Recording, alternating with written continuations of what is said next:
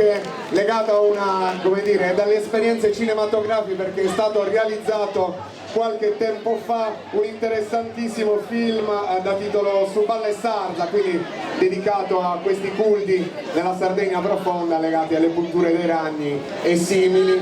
Li ringraziamo ancora, facciamo ancora loro un applauso mentre accogliamo il prossimo gruppo, il gruppo di Oliena, Battos Moro.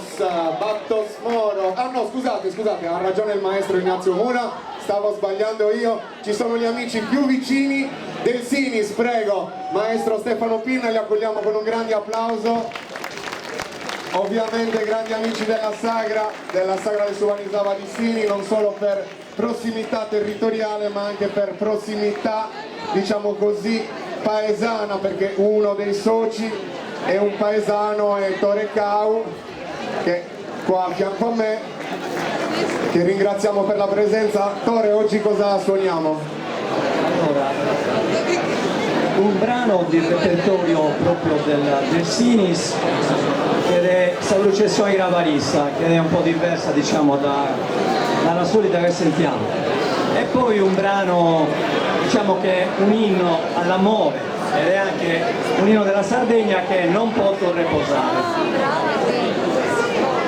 Molto bene, sentiremo questi due brani dalle Launendas del Sinis, di cui Stefano rappresenta un continuatore attivissimo, non soltanto attraverso la scuola ma anche attraverso le tante esibizioni. Siamo pronti, siamo prontissimi, grande applauso, Launendas del Sinis alla Sagra di Suvanisava, 30ª edizione.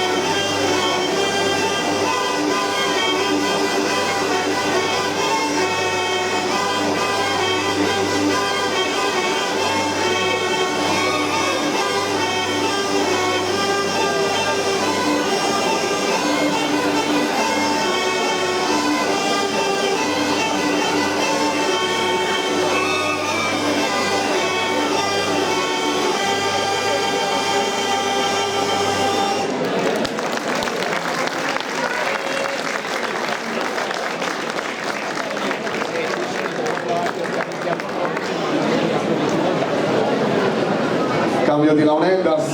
Maestro, che strumento suonate? Che strumento suonerai adesso?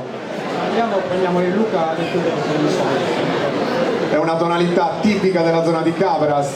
Di solito punterò nel solo, chiudo nel solo. Dove le hai raccolte queste canne per fare su concerto? Queste vengono raccolte da Saltori, da Damasco e Saganove in roba. Molto bene. Cambio di Launendas. Non potrò riposare. Launendas del Sinis ancora.